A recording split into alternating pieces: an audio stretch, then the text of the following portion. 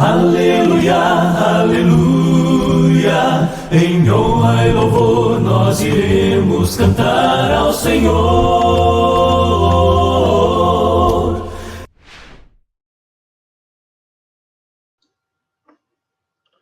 Olá pessoal, Edivaldo mais uma vez. Terminamos a primeira parte da nossa lição e quero incentivar você a dar continuidade no nosso curso, assistindo as próximas partes desta lição, e assim nós possamos continuar crescendo juntos na graça e no conhecimento do nosso amado Jesus. Que Deus te abençoe e te guarde.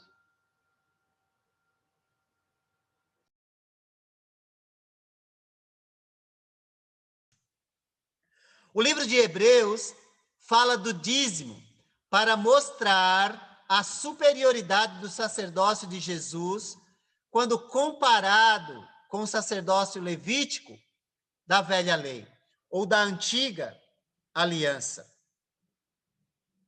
Tá bom? Nesse trecho aqui, nós aprendemos duas coisas importantes nessa passagem. Nós vamos ler ela, tá? Primeiro, ela não está ensinando nem ordenando o dízimo para hoje em dia. Nós vamos ler a passagem, mas ela não está ordenando e nem ensinando o dízimo para hoje em dia, tá bom?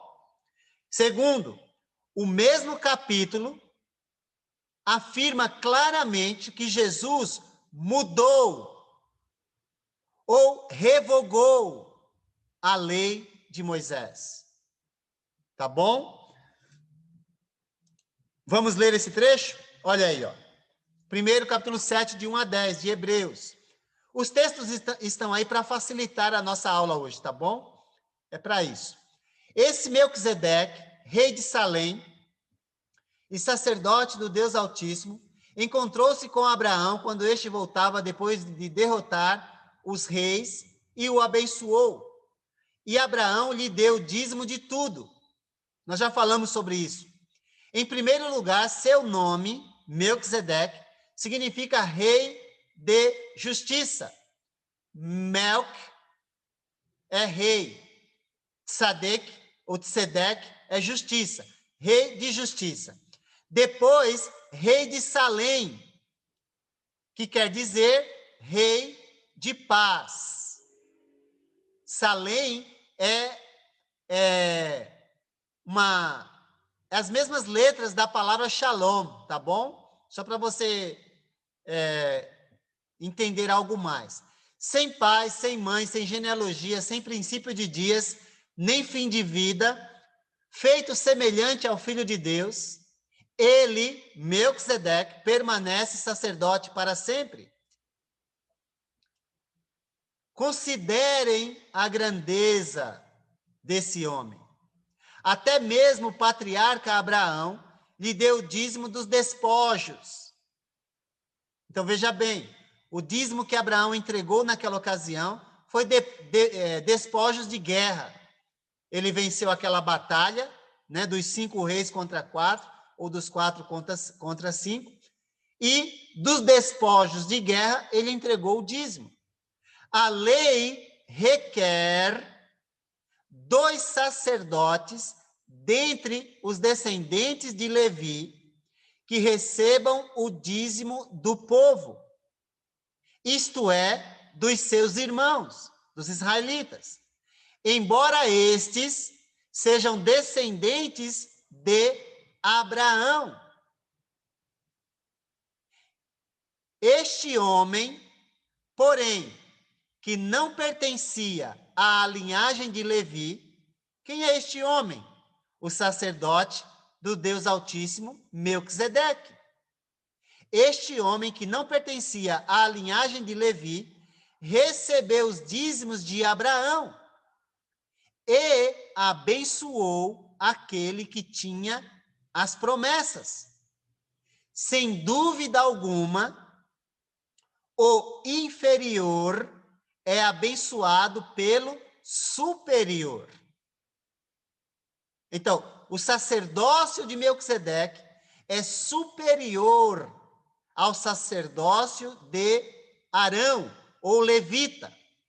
No primeiro caso, quem recebe o dízimo são homens mortais.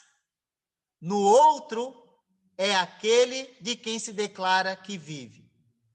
Pode-se até dizer, aí ele faz a aplicação, que Levi,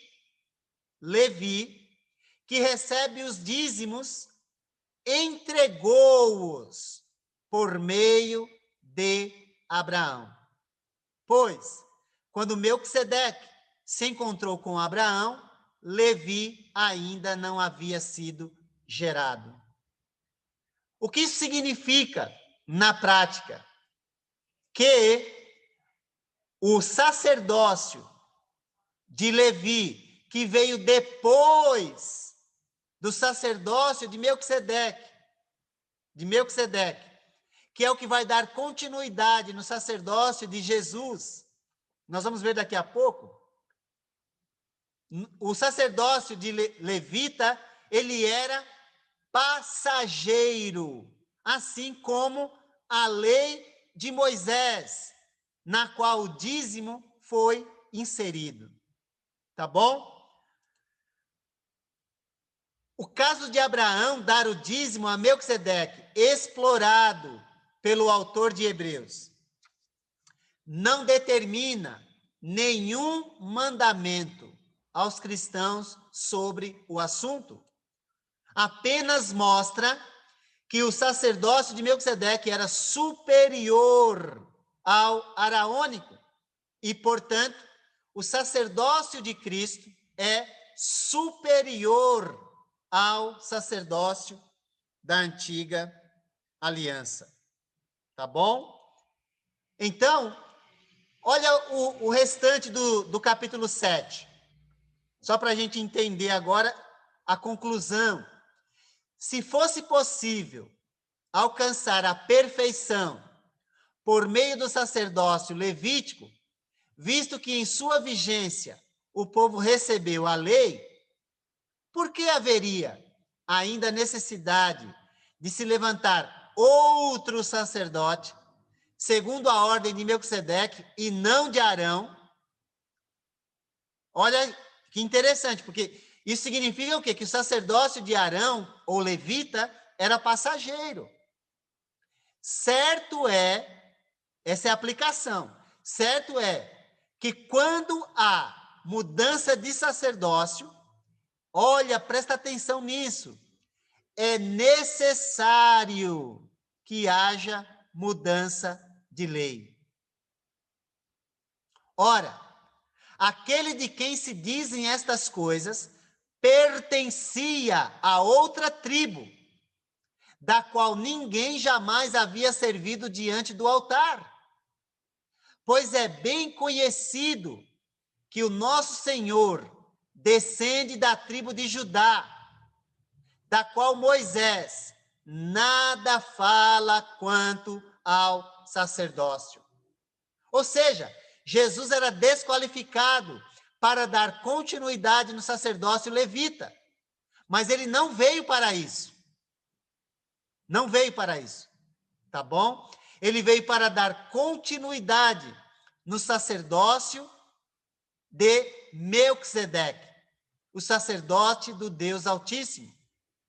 O que acabamos de dizer fica ainda mais claro quando aparece outro sacerdote, semelhante a Melquisedeque. Alguém que se tornou sacerdote, não por regras relativas à linhagem, mas segundo o poder de uma vida indestrutível, porquanto sobre ele é afirmado: tu és sacerdote para sempre, segundo a ordem de Melquisedeque. Isso no Salmo 110, tá bom? A ordenança anterior, guarde isso, é revogada, porque era fraca e inútil, pois a lei não havia aperfeiçoado coisa alguma, sendo introduzida uma esperança superior, pela qual nos aproximamos de Deus. Você sabe que essa é uma das razões que os judeus, eles não creem que Jesus é o Messias. Eles não creem. Primeira a razão, não é? Jesus, ele não deu sequência no sacerdócio. Isso é o que o autor de Hebreus ele está dizendo. E os judeus não acreditam que Jesus era o Messias. Uma das razões é essa. A outra razão é Jesus, ele, embora o Novo Testamento que nós cremos diga que ele é descendente de Davi, os judeus não acreditam que ele era descendente de Davi, porque ele não teve pai. Tá bom? Então ele não pode ser descendente de Davi. Então ele não é qualificado para assumir o trono de Davi. Essa é uma outra razão pela qual os judeus não acreditam que Jesus é o Messias. Até hoje. Tá bom? É uma coisa que a gente lamenta, mas é real. Portanto, nós concluímos nesse momento que voltar ao dízimo é o mesmo que voltar à circuncisão, incenso, sacrifícios de animais, sacerdócio araônico, etc. Certamente, cristãos fiéis que entendem que suas bênçãos na nova aliança são maiores que as da antiga, desejarão ofertar mais do que o dízimo. Se nós entendemos a graça de Deus, se nós entendemos que ele usou uma coroa de espinhos, sangrando na sua testa, para nos salvar, mesmo sem merecimento algum da nossa parte, certamente nós vamos fazer mais do que o dízimo. O dízimo seria insuficiente para nós. Porém, nós devemos compreender qual é a natureza das ofertas na nova aliança. É isso que falaremos logo mais, tá bom? Agora, nós faremos essa decisão de ofertar a Deus por amor e gratidão, e não por força de lei, pois não estamos debaixo da lei, e sim da graça. Então aí vem uma pergunta para nós, não é? Que lei, então, se aplica hoje? Na sua apostila aí não tem o ponto de interrogação, seria bom você colocar. Mas que lei se aplica hoje? Não é? Se nós não temos mais o dízimo, perante a nova aliança, que lei se aplica hoje? Então, nós dizemos, a nova aliança, ela foi anunciada por Jesus, que tinha toda a autoridade nos céus e na terra. E ele disse: ouviste o que foi dito, eu, porém, vos digo. Você já viu essa frase que Jesus disse? É óbvio que quando ele disse isso, ele está trazendo para nós a verdadeira interpretação da lei. E se ele, como ele vai dizer lá na frente, olha, está consumado, como foi lembrado pelo Reinaldo. Se daqui a pouco nós vamos ler, olha, a lei passou, ele cumpriu a lei. Mas ele trouxe um entendimento mais profundo da lei. A lei dizia, não matarás. Eu, porém, vos digo, se você falar mal do seu irmão, você já assassinou ele, você transgrediu o mandamento Se você chamar ele racá, louco, você já está sujeito a julgamento, ao fogo do inferno, ele vai dizer. A lei dizia, não adulterarás. Mas se você olhar para uma mulher com intenção impura, no coração, você já adulterou com ela. Aí eu pergunto para você, a gente pode dizer assim, graças a Deus que nós não seguimos a lei de Moisés, não é? Mas eu pergunto para você, deixa eu perguntar para você, ficou mais fácil para nós agora? Será que ficou mais fácil para nós? Porque a lei dizia, não adulterarás. Então o judeu entendeu que o adultério é o ato. Aí Jesus vem e diz, se você olhar para uma mulher com intenção impura, você já adulterou com ela. Você está sujeito ao julgamento do fogo do inferno. A lei dizia, não matarás. Mas se você chamar seu irmão de idiota, se você criticar seu irmão, se você sair falando mal dele, você já cometeu assassinato. E você está sujeito ao julgamento. Aí eu pergunto, ficou mais fácil para nós? Ficou mais fácil? Como é que eu vou lidar com esse olho aqui? Como é que eu vou lidar com esses pensamentos aqui? Então não ficou mais fácil para nós, não. Então não se engane. Não tem facilidades na nova aliança. É por isso que a salvação é pela graça. Porque ninguém foi capaz de obedecer à lei, exceto Jesus. E em Jesus nós cumprimos a lei, mas nós não seguimos as regras impostas por ela, porque nós não tínhamos capacidade para isso. Tá bom? Então, só para a gente entender que os princípios da lei continuam valendo para nós.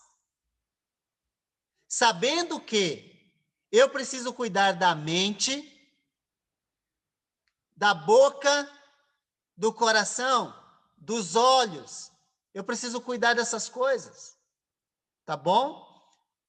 Por isso que é importante você, num ato de benevolência, você jamais cultivar a ideia de que você é melhor do que o outro. Porque se você fizer isso, você está julgando o outro.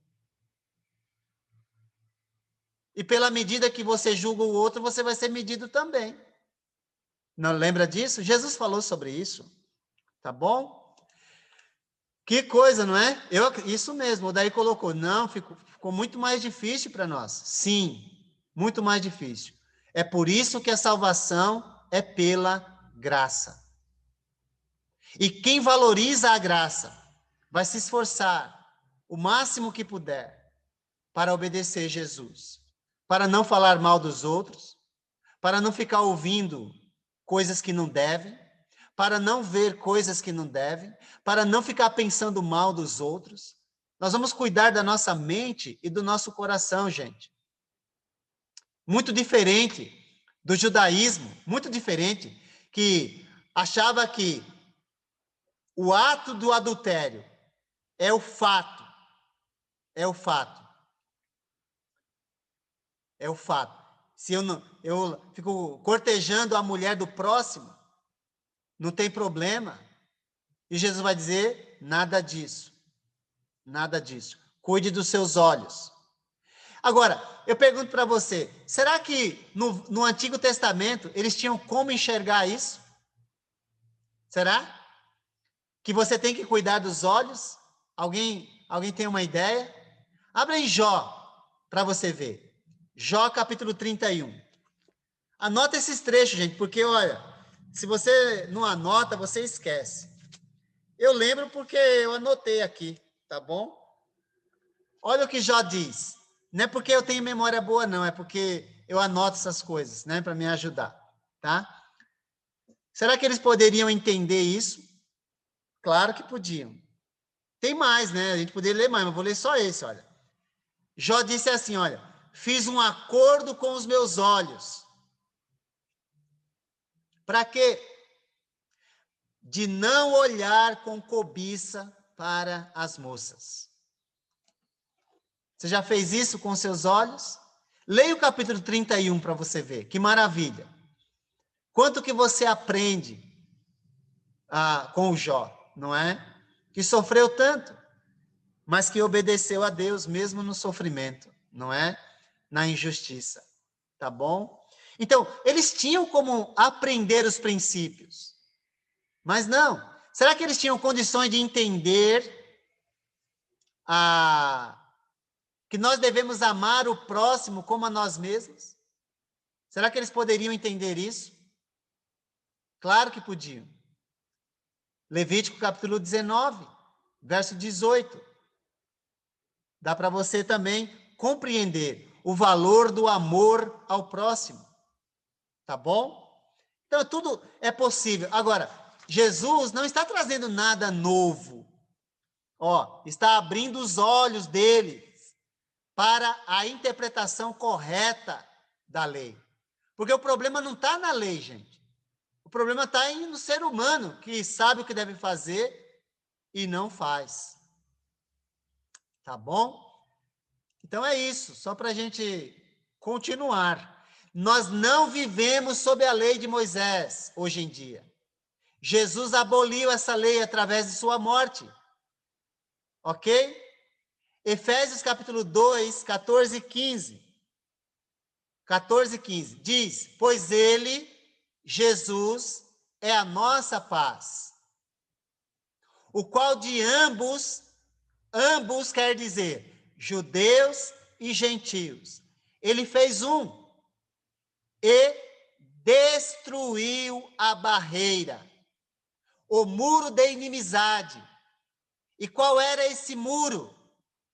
Anulando em seu corpo, em seu sacrifício, a lei dos mandamentos expressa em ordenanças. O objetivo dele, em si mesmo, era criar dos dois, judeus e gentios, um novo homem cristão, fazendo a paz. Tá bom? Deixa muito claro, não é? Vamos ler aquele trecho que o Odair sugeriu para a gente, de Colossenses capítulo 2, versos 13 e 14. Colossenses, aí você anota também esse aí, apesar de que tem na lição, mas você anota aí. Diz assim, quando vocês estavam mortos em pecados e na incircuncisão da sua carne, Deus os vivificou com Cristo. Ele nos perdoou todas as transgressões e fez o quê? Cancelou a escrita de dívida que consistia em ordenanças e que nos era contrária. E o 15? Ou melhor, no finalzinho do 14, ele a removeu, pregando-a na cruz. Eu não sei se você vê dificuldade de entendimento, eu não estou vendo nenhuma aí. Portanto, nós afirmamos, estamos mortos para essa lei, para que possamos estar vivos para Cristo. Tá bom? Estamos mortos para esta lei. Ok? Em Romanos capítulo 7, diz assim, olha, só para firmar o ponto na palavra de Deus. Assim, meus irmãos, vocês morreram para a lei, por meio do corpo de Cristo, para pertencerem a outro, àquele que ressuscitou dos mortos, a fim de que venhamos a dar fruto para Deus. Pois quando éramos controlados pela carne, as paixões pecaminosas, despertadas pela lei, atuavam em nosso corpo, de forma que dávamos fruto para a morte. Mas agora, morrendo para aquilo que antes nos prendia, fomos libertados da lei. Que diremos então? A lei é pecado? De maneira nenhuma. De fato, eu não saberia o que é pecado, a não ser por meio da lei. Pois, na realidade, eu não saberia o que é cobiça, se a lei não dissesse, não cobiçarás. Para que sirvamos conforme o novo modo do Espírito, e não segundo a velha forma da lei escrita. Que diremos então, repetindo, a lei é pecado? De maneira nenhuma. De fato, eu não saberia o que é pecado, a não ser por meio da lei. Pois, na realidade, eu não saberia o que é cobiça, se a lei não dissesse, não cobiçarás. A lei gravada nas pedras, no Monte Sinai, extinguiu-se e a nova aliança permanece. Nós já lemos esse trecho em outra ocasião, mas vale a pena ler novamente aqui, olha. Ele, Jesus, nos capacitou para sermos ministros de uma nova aliança, não da letra, mas do Espírito, pois a letra mata, mas o Espírito vivifica. Nós já perguntamos, não foi? Qual é a letra que mata aqui? Não é? Um grupo religioso vai dizer, nós não devemos estudar a Escritura, tem que ser assim, aleatoriamente, é tudo pelo Espírito. Não está ensinando isso aqui, pois a letra que mata é a lei, que diz o que nós devemos fazer, mas não oferece uma solução definitiva para o pecado. Jesus sim, e aí ele continua. Pois a letra mata, mas o Espírito vivifica. A glória da nova aliança. O ministério que trouxe a morte foi gravado com letras em pedras. Mas esse ministério veio com tal glória que os israelitas não podiam fixar os olhos na face de Moisés, por causa do resplendor do seu rosto, ainda que desvanecente, ou seja, passageiro, assim como a lei. Não será o ministério do Espírito muito mais glorioso? Se era glorioso o ministério que trouxe condenação, quanto mais glorioso será o ministério que produz justificação.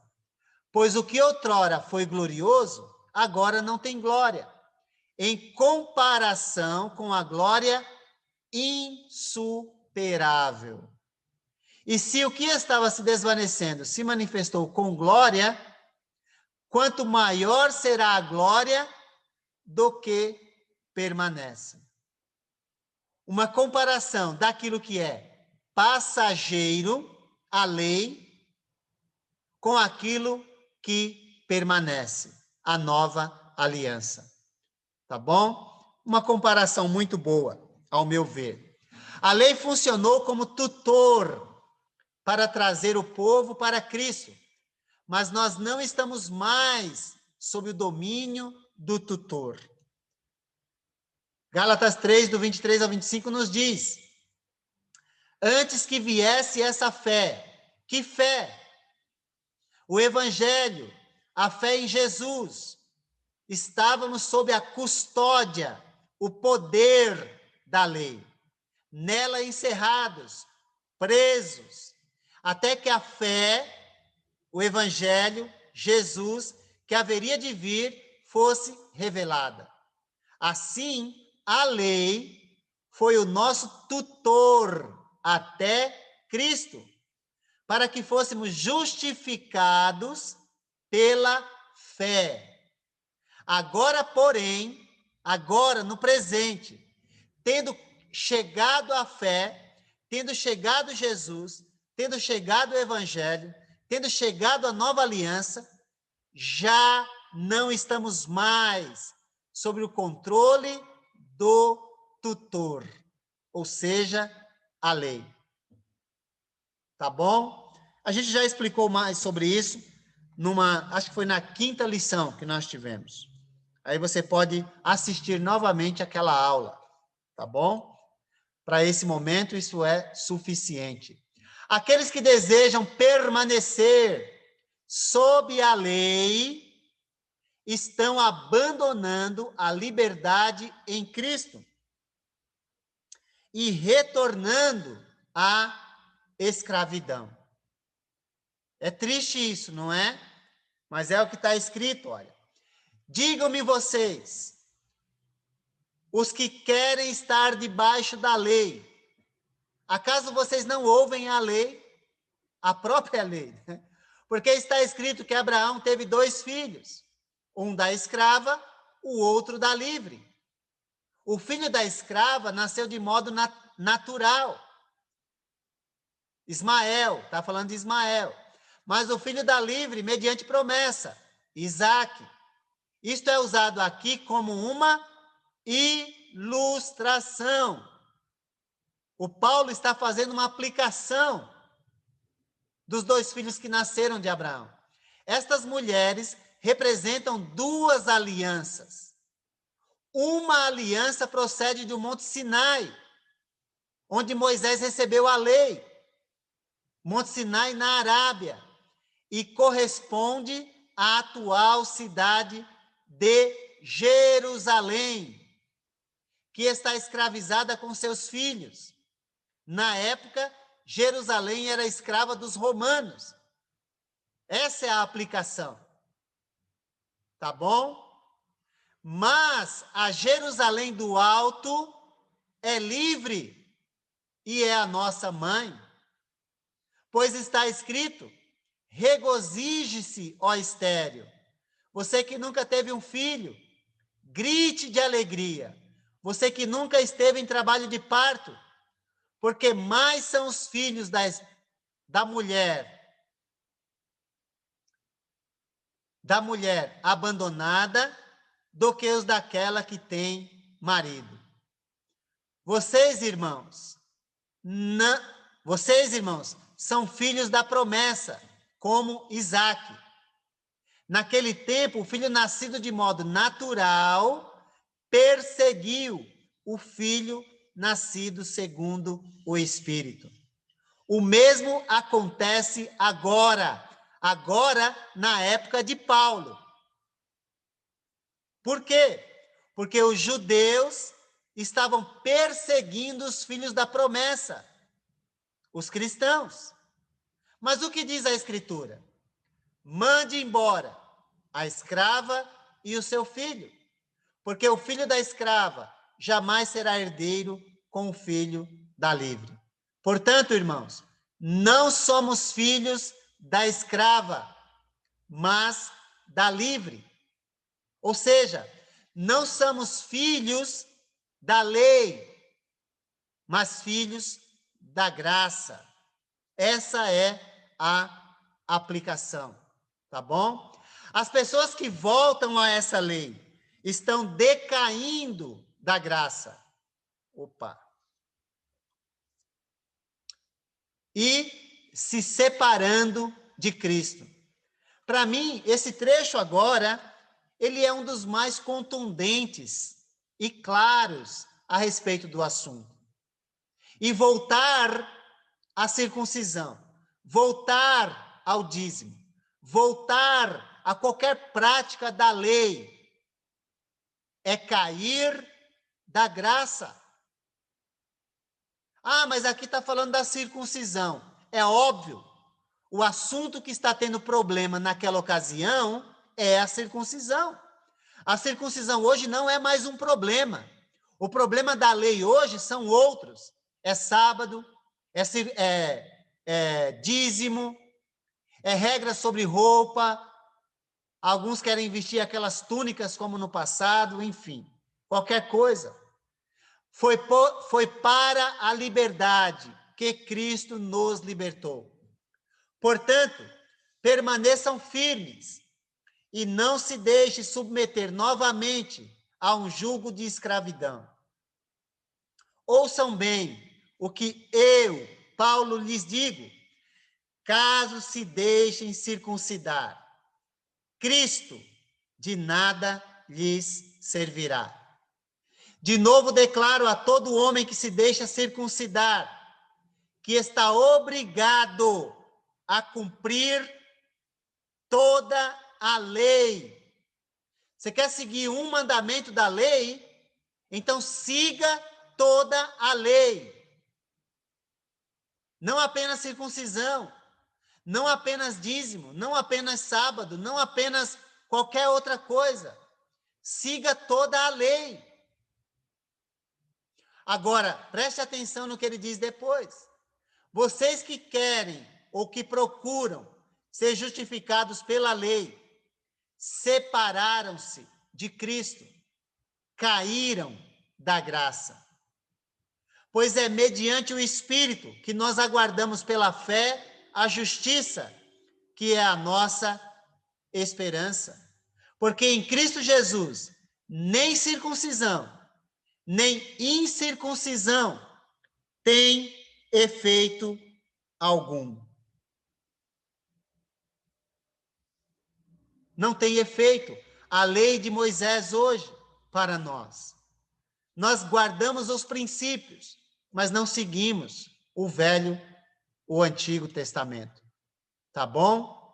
Não temos o direito de retornar à lei e obrigar que se guarde sábado, circuncisão, sacrifícios de animais, regras especiais sobre roupas, pena de morte para filhos rebeldes, está tudo na lei.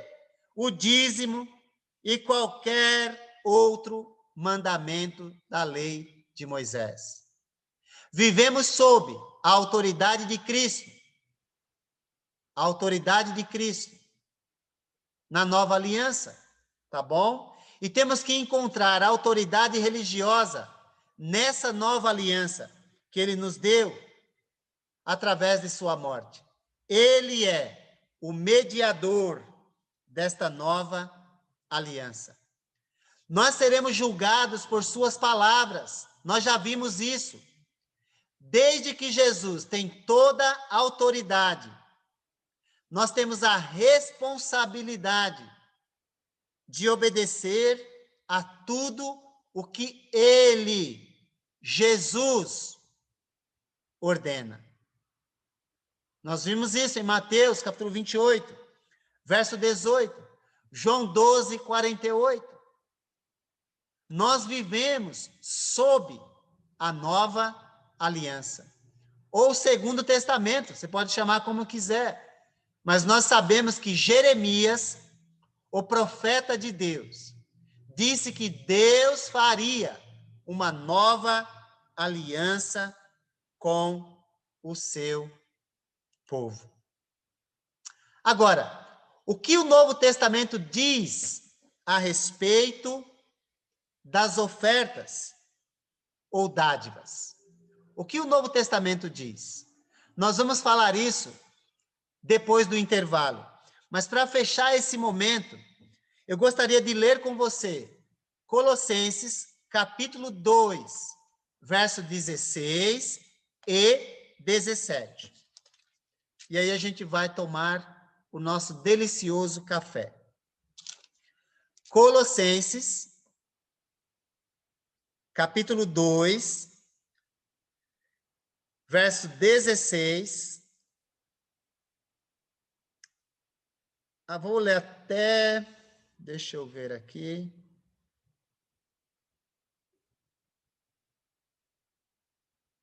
É o 17, tá bom. 2, 16, 17. Assim diz a palavra do nosso Senhor.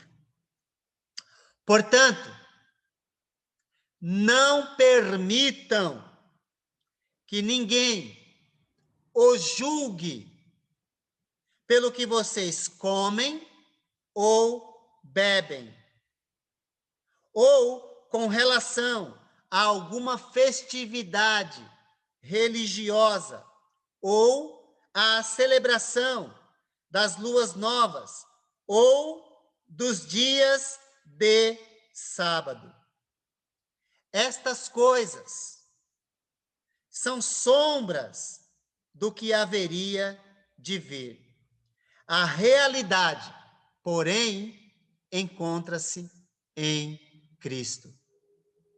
Não permita que ninguém julgue você, porque você come a carne de porco, a bisteca. Não. Jesus considerou puro todos os alimentos.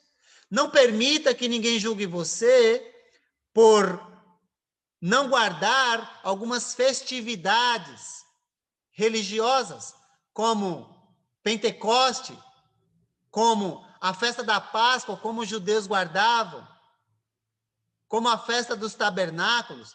Não, nós não vivemos debaixo dessas festas. Não permita que ninguém julgue você pelas festas de lua nova. Aqui são as festas mensais dos judeus. E não permita que ninguém julgue você por sábados, ou seja, as festas semanais guardadas pelos judeus. Ou seja, o Shabat, tá bom? Nós não guardamos o sábado, que são as festas semanais dos judeus. Eles guardam o sábado e guardam de forma adequada hoje. Pelo menos eu pude testemunhar isso quando fui a Israel. Mas nós não guardamos o sábado. Nós adoramos o Senhor no primeiro dia da semana. E nesse dia, nós recolhemos as ofertas em honra ao nome dele. Tá bom? É disso que nós vamos falar logo mais. Olá, pessoal. Edivaldo, mais uma vez. Estamos juntos para dar continuidade ao nosso curso. Terminamos a parte 2 da nossa lição e quero incentivar você a dar continuidade assistindo a próxima parte, a fim de que nós possamos continuar crescendo juntos na graça e no conhecimento do nosso amado Jesus. Que o Eterno te abençoe e te guarde.